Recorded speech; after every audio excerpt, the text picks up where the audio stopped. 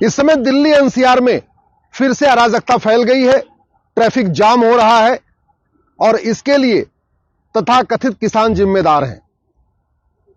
तथाकथित किसानों ने पंजाब से अपनी यात्रा शुरू किया, हरियाणा के बॉर्डर पे आ चुके हैं।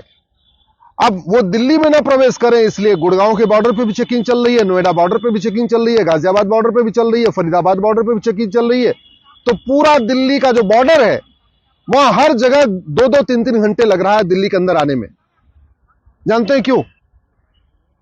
क्योंकि ये जो तथाकथित आंदोलन है इसको बहुत बड़ी मात्रा में विदेशी फंडिंग हो रही है और वो फंडिंग हो रही है इसलिए बार बार ये आंदोलन शुरू हो रहा है।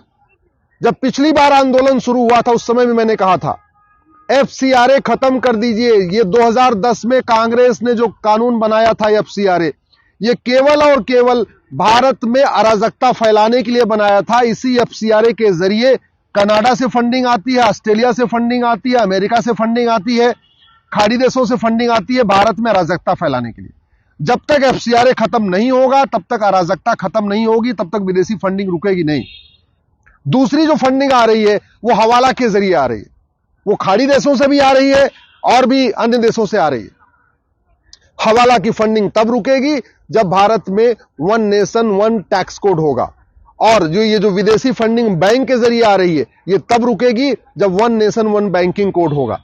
हमने पीआईएल फाइल किया, सरकार को नोटिस भी हो चुका है कि भारत में आप यूनिफॉर्म बैंकिंग कोड लागू करिए। जो बाहर का पैसा आ रहा है वो आरटीजीएस के जरिए आ रहा है, एनईएफटी के जरिए आ रहा है, इसलिए आरबीआई का सॉफ्टवेयर उसको पकड़ ही नहीं पा रहा है। चूंकि उसमें एनईएफटी लिखा, पैसा आता है कनाडा से, पैसा आता है ऑस्ट्रेलिया से, लेकिन उसमें लिखा रहता है एनईएफटी या आरटीजीएस, तो आरबीआई का सॉफ्टवेयर समझता है कि भारत के अंदर ट्रांजैक्शन हो रहा है। कायदे से जो बाहर से पैसा आना चाहिए उस पर IMT, इंटरनेशनल मनी ट्रांसफर लिखा होना चाहिए। दूसरा, भेजने वाले का नाम पता होना चाहिए, भेजने वाले का मोबाइल नंबर होना चाहिए, भेजने वाले का कोई आईडी नंबर होना चाहिए। अभी हो क्या रहा है, बाहर से जो पैसा आता है, पहली बात तो उसमें IMT नहीं लिखा होता, इंटरनेशनल मनी ट्रांसफर नहीं लिखा होता। दूसरा, भेजने वाले का नाम पता भी नहीं होता, उसका कोई आईडी प्रूफ नहीं होता, उसका कोई मोबाइल नंबर नहीं होता। तो इसलिए सरकार को तत्काल यूनिफॉर्म बैंकिंग कोड लागू करना चाहिए। कोर्ट ने वित्त मंत्रालय को भी नोटिस जारी किया है, आरबीआई को भी नोटिस जारी किया है, लेकिन आज तक यूनिफॉर्म बैंकिंग कोड लागू नहीं किया गया।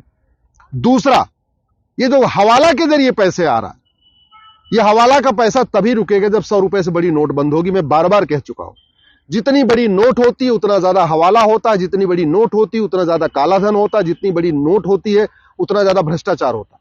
भारत में 100 रुपए से बड़े नोट की जरूरत ही नहीं है। सरकार खुद कह रही है कि 80% से ज्यादा 80% लोग पर डे 100 रुपए से कम खर्च करते हैं, और जो 20% भारतीय 100 रुपए से ज्यादा खर्च करते हैं पर डे, उनके पास एटीएम, पेटीएम, भीम, UPI, debit card, credit card सब कुछ है। फिर ये 100 रुपए से बड़ी नोट की जरूरत क्या है? 100 रुपए से बड़ी नोट बंद नहीं होगी तो हवाला बंद नहीं होगा, हवाला बंद नहीं होगा तो अराजकता बंद नहीं होगी। आज की डेट में इस समय भारत में 130 करोड़ आधार बन चुका है, 225 करोड़ बैंक के खाते हैं, गरीब से गरीब आदमी बैंक में खाता है। भाई 51 करोड़ तो जनधन खाते हैं। ये जो किसानों को हर 3 महीने में पैसा आता है वो गरीब किसानों को आता है, यानी गरीब से गरीब किसान भी बैंक से जुड़ा हुआ है, गरीब से गरीब मजदूर बैंक से जुड़ा हुआ है, आदिवासी बैंक से जुड़ा हुआ है, हर परिवार बैंक से जुड़ा हुआ है।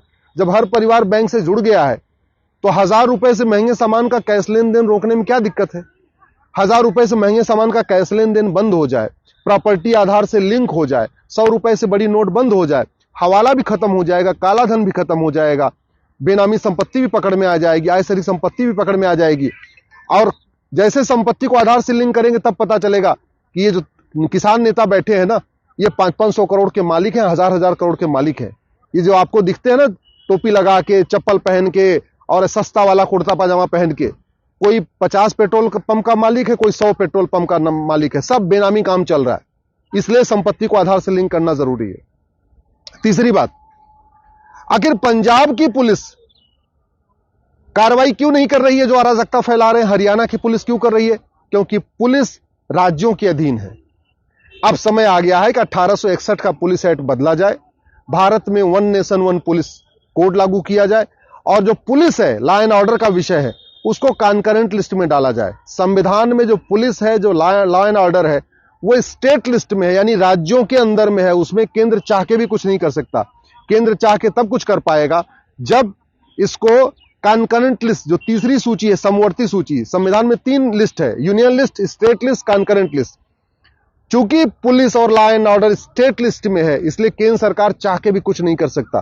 तो पुलिस को कॉन्करेंट लिस्ट में लाना पड़ेगा, संविधान में संशोधन करना पड़ेगा, स्वाभाविक सी बात है। इसके लिए 2/3 बहुमत चाहिए, लेकिन इसके लिए प्रयास करना चाहिए। चौथी बात, ये दोबारा किसान इसलिए अराजकता कर रहे हैं कि जिन्होंने 2020 में अराजकता फैलाया था उनके ऊपर कोई कार्रवाई नहीं हुई। आपने 3-4 साल पहले भी देखा था दिल्ली में किस तरीके से अराजकता फैली थी, कैसे लाल किले के ऊपर चढ़ गए थे, लाल किले पर हमला कर दिया था, कितने पुलिस वालों को मारा था, पुलिस वालों पे लाठी घायल कर दिया था। जिन लोगों ने जो 2020-21 में अराजकता फैलाई थी, अगर उनको सजा हो गई होती ना, तो दोबारा ये फिर से अराजकता फैलाने की हिम्मत नहीं पड़ती। चूंकि पुलिस सत्ता के गुलाम है, पुलिस स्टेट के अधीन है, एक राज्य कार्रवाई करता, दूसरा का राज्य कार्रवाई नहीं करता। तीसरा, चौथा, जो जुडिशियल सिस्टम एकदम सड़ा हुआ है, न्यायिक व्यवस्था सड़ी हुई है, लोगों को सजा ही नहीं होती है। 20 साल, 30 साल, 40 साल मुकदमे चलते हैं। अगर जिन्होंने पिछली बार अराजकता फैलाई थी, अगर उनको साल भर के अंदर सजा हो गई होती, तो दोबारा बॉर्डर पे आने की किसी की हिम्मत नहीं पड़ती। दोबारा बॉर्डर पे आने की इसलिए हिम्मत पड़ी है, एक तो विदेशी फंडिंग हो रही है, एफसीआरए के जरिए फंडिंग भी हो रही है, हवाला के जरिए फंडिंग हो रही है, उनके एनजीओ को फंडिंग आ रही है, और जिन्होंने अराजकता फैलाई उनको सजा नहीं मिली। सजा जल्दी मिले, इसके लिए नार्को पॉलीग्राफ ब्रेन मैपिंग कानून बनाना पड़ेगा। मैं गारंटी के साथ कहता हूं, आप 4-5 किसान नेताओं को पकड़ के उनका नार्को टेस्ट कर लीजिए, पॉलीग्राफ कर लीजिए, ब्रेन मैपिंग कर लीजिए। बाकी तो छोड़िए, आप एक बार टिकैत को पकड़िए। टिकैत के पास कितनी प्रॉपर्टी है अखबारों में आ चुका है, टिकैत के पास कितना आय से संपत्ति है सबको अखबारों में आ चुका है। एक बार आप टिकैत को पकड़ लीजिए और टिकैत का नार्को टेस्ट कर लीजिए, पॉलीग्राफ ब्रेन मैपिंग, सारा सच सामने आ जाएगा। और ऐसा सच सामने आएगा कि पूरा भारत स्तब्ध हो जाएगा। किसानों की आंख खुल जाएगी कि हमारा किसान नेता है क्या, इतना उनके अंदर काला सच छिपा हुआ है। एक बार आप टेस्ट करके देखिए तो, लेकिन टेस्ट तो तब कर पाएंगे ना जब आपके पास नार्को पॉलीग्राफ ब्रेन मैपिंग बनाने का कानून होगा। 1 घंटे में एफआईआर हो, 1 महीने के अंदर जांच पूरी हो, इसके लिए हमें पुलिस चार्टर लागू करना पड़ेगा। साल भर के अंदर मुकदमों का फैसला हो, इसके लिए हमें जुडिशियल चार्टर लागू करना पड़ेगा। और तीसरी बात, जिसके पास बेनामी संपत्ति हो, जिसके पास आयसरिक संपत्ति हो, जिसके पास कालाधन हो, उसको 100% जब्त करने, उसकी नागरिकता खत्म करने और उसको आजीवन कारावास फांसी देने के लिए कानून बनाइए। मैं गारंटी के साथ कहता हूं, ये जो बार बार अराजकता फैलाई जाती है, कभी किसी बांध के खिलाफ आंदोलन शुरू होता है, कभी किसी खिलाफ आंदोलन शुरू हो जाता है, ये सारा बंद हो जाएगा। शांति आएगी, समृद्धि आएगी, खुशहाली आएगी। कानून घटिया है इसीलिए अराजकता है। कानून कठोर हो, दंड साल भर के अंदर हो, जस्टिस विद इन ईयर हो, 1 साल के अंदर मुकदमे का फैसला हो। मैं गारंटी के साथ कहता हूं, ये भारत में कभी माओवादी अराजकता फैलाते हैं, कभी नक्सली अराजकता फैलाते हैं, कभी खालिस्तानी अराजकता फैलाते हैं, ये सारी अराजकता खत्म हो जाएगी। केवल किसान आंदोलन खत्म नहीं होगा, माओवाद भी खत्म होगा, नक्सलवाद भी खत्म होगा, अलगाववाद भी खत्म होगा, कट्टरवाद भी खत्म होगा, जिहाद भी खत्म होगा, मजहबी उन्माद भी खत्म होगा। ये राहुल गांधी अराजकता कैसे फैला रहे हैं? क्योंकि राहुल गांधी बाहर हैं। राहुल गांधी जो जातियों के आधार पर बांट रहे हैं, वो कैसे बांट रहे हैं? बाहर है। अगर जस्टिस विद इन ईयर होता, साल भर के अंदर मुकदमे का फैसला होता, इनको सजा हो चुकी होती है, तिहाड़ में होते, तो बाहर जाति के जहर घोल पाते क्या? ये तथाकथित किसान नेता जो बार बार अराजकता फैला रहे हैं, क्यों? क्योंकि वो बाहर हैं। अगर पुलिस रिफॉर्म हो, जुडिशियल रिफॉर्म हो, एडमिनिस्ट्रेटिव रिफॉर्म हो, साल भर के अंदर मुकदमे का फैसला हो जाए, तो ये जो बार बार अराजकता फैल रही बंद हो जाएगी। ये माओवादी नक्सली जो जिंदा है, क्यों? क्योंकि उनको फंडिंग आ रही है। 1 नेशन 1 टैक्स लागू हो, 1 नेशन 1 जुडिशियल कोड लागू हो और वो यूनिफॉर्म बैंकिंग कोड लागू हो, उनकी कमर टूट जाएगी, शांत हो जाएंगे। कोई ऐसी समस्या नहीं है जिसका इलाज कानून से नहीं हो सकता है। कानून जब तक नहीं बदलेगा तब तक अराजकता खत्म नहीं होगी।